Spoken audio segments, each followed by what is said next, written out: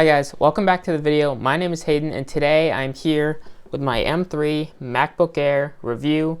Here are my thoughts ever since Christmas. Thoughts, things I don't like, good things I like, everything about it. Here we go.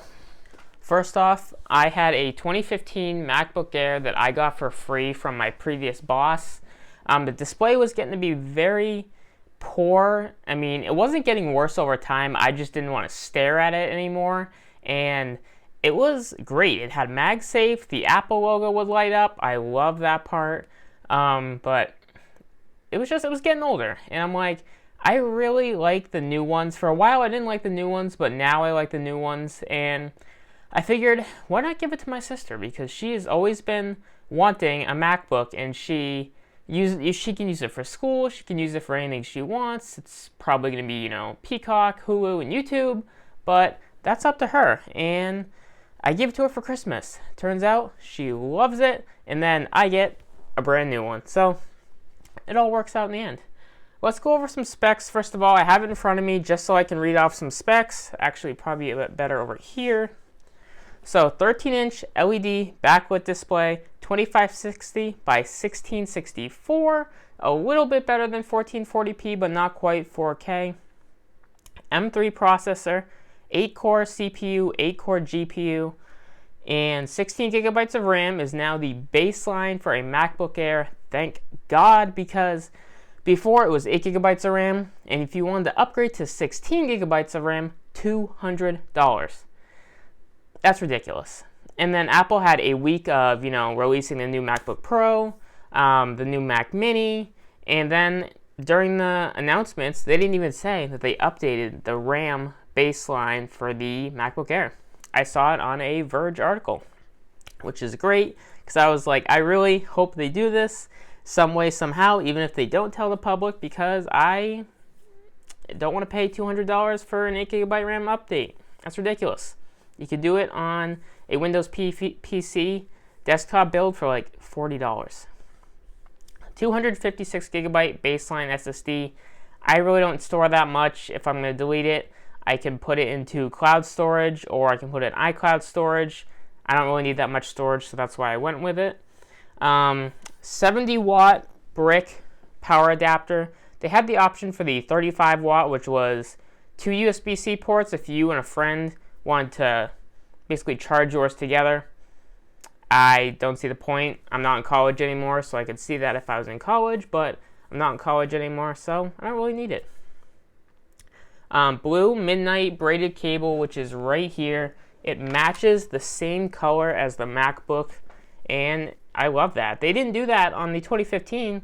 2015 had MagSafe, same thing. It's got the LED light on it so you can tell that it's charging. It's magnetic. It just didn't have the braided cable. The braided cable is awesome. I love that Apple went with this. This laptop still has a 1080p front-facing camera with a notch. Not a big fan of the notch. If they could just take that off, this thing would probably be almost perfect.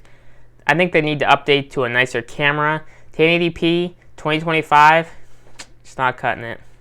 The colors you can choose from on this are, I believe, black, silver, starlight, which is like a goldish rose gold, and the midnight. I originally was going to go with space gray because space gray looks lighter. It's basically your basic black, which is what they do with everything.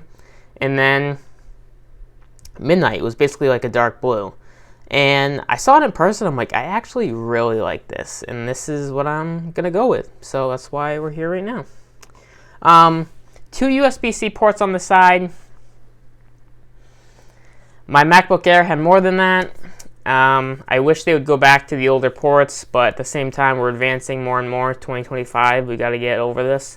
But at the same time, they put headphone jack on the other side. If everything's Bluetooth now, everything's AirPods now, why is that still there? I'm shocked that that is still there, quite frankly. But that's all there is for ports besides your MagSafe. MagSafe next to your 2 USB-C ports, also known as Thunderbolt ports. Your headphone jack on the other side. This also does have Touch ID.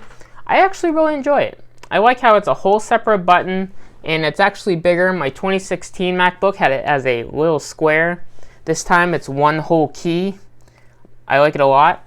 I'm really not upset that they didn't add Face ID, because Face ID is on my phone, and when I use it, I don't even think about it. Because you just unlock your phone, and it just works. I use it actually on my Asus Zephyrus gaming laptop. It has the blinking red light saying that it's looking for your face. I use it sometimes. It's okay. It's not great. I'd rather have Touch ID. I feel like that's more secure, even though it's not taking your fingerprint. Now, there are some cons about this, for me at least. Typing, it feels difficult. It almost feels difficult.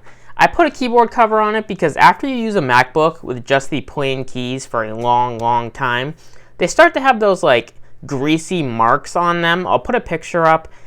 Most YouTubers who edit their own videos use MacBooks, and they type on the keyboard all the time, even connected to an external monitor. For me, I would have to get a separate keyboard and do it that way, but I put the keyboard cover on it because I really want to keep this thing pristine. Typing's okay. I really tried to get myself to use Safari. It's okay. It's plain. It's kind of bland. I can't do it. So instead of downloading Chrome, I don't use Chrome that much besides on my phone, I downloaded Microsoft Edge. Now, it's kind of weird to see Edge on a MacBook, but it actually has all my bookmarks. It uses less resources than Google does. And yeah, I mean, I like that way better. Way better. Mac OS is definitely different. I don't like when you hit the green bubble in the left. It fills the entire screen besides the top. Windows fills the entire screen, but I can see that on a video. If you fill your entire screen, you're using a video, okay, that's fine. But when you hit green to just make your Notes app basically full screen, I want to be able to see the dock. I want to be able to see the top with the time. I have to manually move the window left and right, or top to bottom to get it to do that. I want it to automatically know that and do that. I don't like that, how it just fills the whole screen besides the top. I'm used to Windows. I've been a Windows person all my life up until the last time I had a MacBook, and then the last time before that. So just getting used to it, kind of annoying. Same thing when you X out of something like Notes or out of Edge, it still shows the dot under the app icon. Not a big fan of that. I have to hold Command Q and hold it until the window goes away to fully close it. Again, Windows, I love it when you just hit X, close, done. Holding keyboard shortcut just to close a window, not a big fan of that.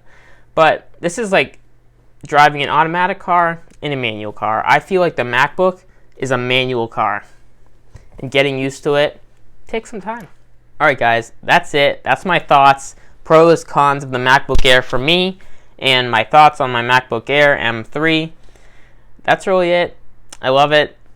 Please subscribe. I'm trying to make videos more often. I've been very busy lately. Winter hit. I'm in snowmobiling like crazy.